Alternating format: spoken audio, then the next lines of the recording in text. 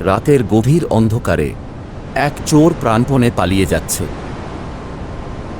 হাতে গুছিয়ে রাখা লুট করা ধনসম্পদ, কিন্তু হৃদয়ে এক অদৃশ্য আতঙ্ক।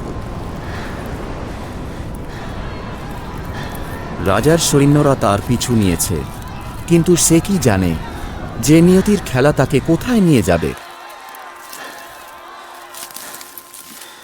ক্লান্ত গুণনিধি এক অবর্ণনীয় ঝড়ের মাঝে অস্থিরভাবে একটি পুরনো শিব মন্দিরের সামনে পৌঁছায়।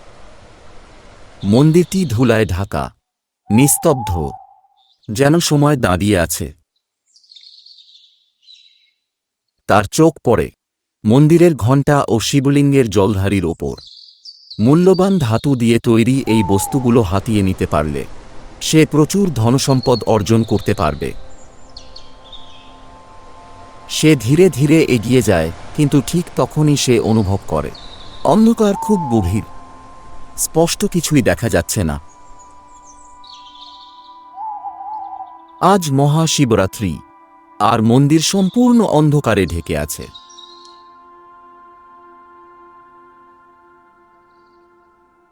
গুণনিধি নিজের থলি তল্লাশি করে। তখনই সে নিজের পোশাকের এক টুকরো ছিঁড়ে সলতে তৈরি করে।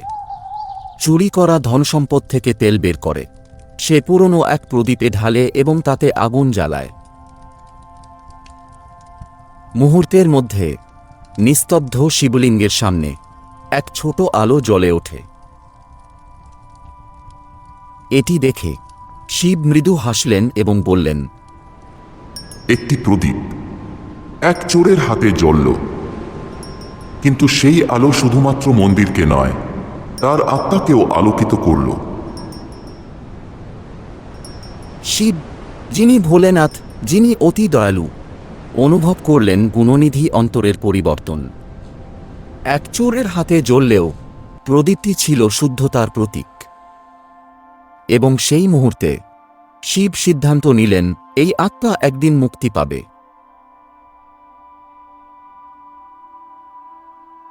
জন্মের পর জন্ম গুণনিধি আত্মা শুদ্ধ হতে থাকে। একবার সে জন্ম নিল মহর্ষি বিশ্রবার পুত্র হিসেবেও, এবং সেই জন্মেই সম্পর্ক অনুযায়ী সে রাবণের ভাই ছিল। তার নাম হল কুবের, একজন ধার্মিক ব্যক্তি যার অন্তরে আর কোনো লোভ নেই। গুণনিধি এখন কুবের রূপে হিমালয়ে তপস্যায় মগ্ন। একদিন দীর্ঘ ধ্যানে নিমগ্ন কুবেরের সামনে একটি প্রাকৃতিক আলো উদ্ভাসিত হয় এবং মহাদেব শিব তাঁর ঐশ্বরিক উপস্থিতি নিয়ে সামনে আসেন। তুমি তোমার পরীক্ষায় উত্তীর্ণ হয়েছ কুবের। আমি তোমাকে আশীর্বাদ দিচ্ছি।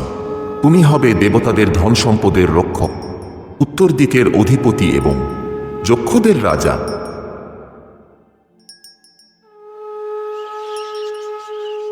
হিমালয়ের মাঝে গড়ে উঠেছে গৌরবময় অলকাপুরী, যেখানে সূর্যের আলোয় চকচক করছে সোনার প্রাসাদ। কুবের এখন দেবত্ব লাভ করে ধন সম্পদের রক্ষক হিসেবে বিরাজ করছেন। তাঁর আশীর্বাদে সমৃদ্ধি ছড়িয়ে পড়ছে সর্বত্র, আর অলকাপুরী হয়ে উঠেছে ঐশ্বর্যের প্রতীক। লক্ষ্মী সম্পদ দেন, কিন্তু কুবের তা সংরক্ষণ করেন। তিনি ধনসম্পদের প্রকৃত রক্ষক। একটি ছোট প্রদীপ, একটি ছোট আলো কখনো কখনো হয়ে ওঠে জীবনের পরিবর্তনের মূল কারণ। আশা করি আপনাদের ভিডিওটি ভালো লেগেছে। এই রকম আরও অজানা পৌরাণিক কাহিনী এবং প্রাচীন রহস্য জানতে আমাদের চ্যানেলটি সাবস্ক্রাইব করুন।